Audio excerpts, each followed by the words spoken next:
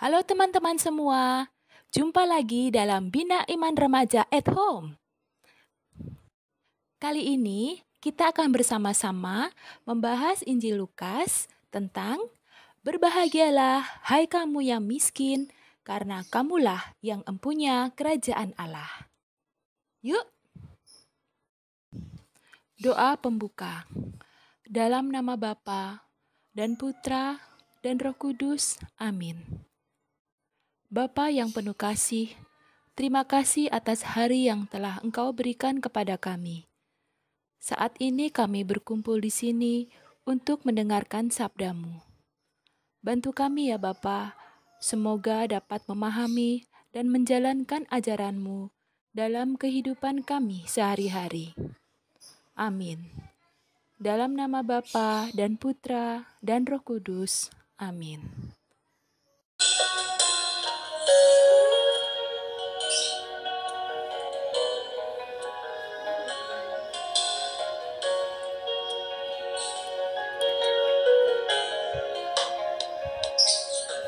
Ku siapkan hatiku Tuhan untuk dengar firman-Mu saat ini.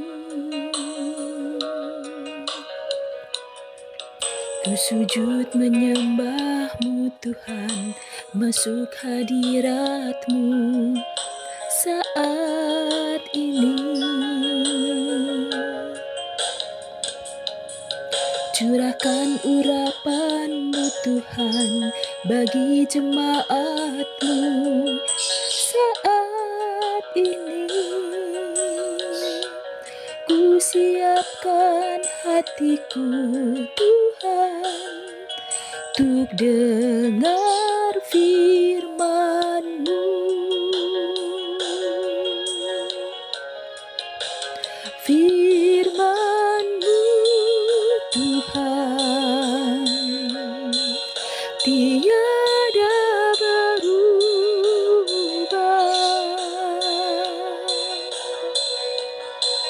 dahulu sekarang selama-lamanya tiada berubah.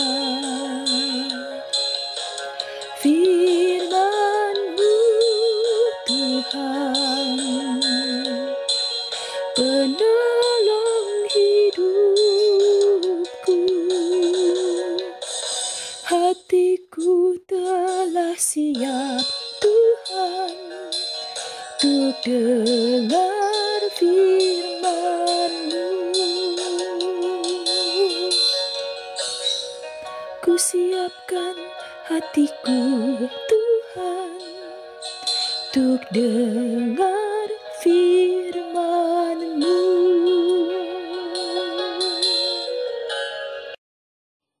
Bacaan Injil diambil dari Injil Lukas. Berbahagialah orang miskin, celakalah orang kaya. Pada waktu itu Yesus bersama ke-12 rasul-Nya turun dari gunung dan berdiri di suatu tempat yang datar. Di situ telah berkumpul banyak murid dan sejumlah besar orang yang datang dari seluruh Yudea, dari Yerusalem, dan dari daerah pantai Tirus dan Sidon. Yesus menengadah, memandang murid-murid-Nya, lalu berkata, "Berbahagialah hai kamu yang miskin, karena kamulah yang empunya kerajaan Allah. Berbahagialah hai kamu yang sekarang ini lapar, karena kamu akan dipuaskan. Berbahagialah hai kamu yang sekarang ini menangis, karena kamu akan tertawa. Berbahagialah kamu jika karena Anak Manusia orang membenci kamu, dan jika mereka mengucilkan kamu dan mencela kamu, serta menolak namamu sebagai sesuatu yang jahat.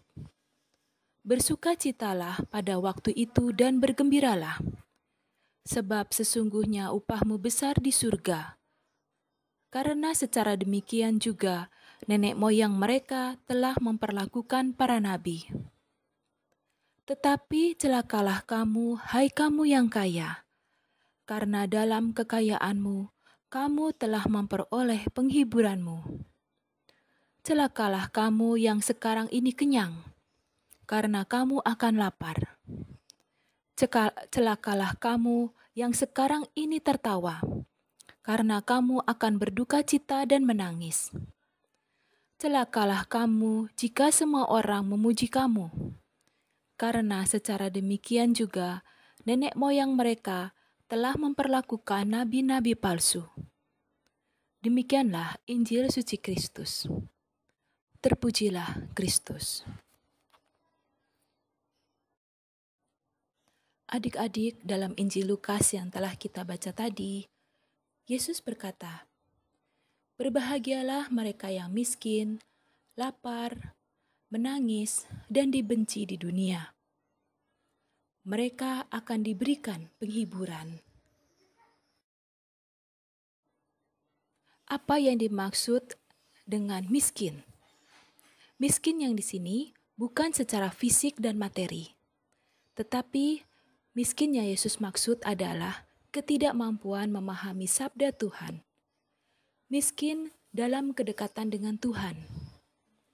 Maka kita dapat memohon kekuatan Tuhan dengan berdoa, mengikuti misa dengan khidmat, mengikuti novena Roh Kudus, rosario, dan mengikuti jalan salib.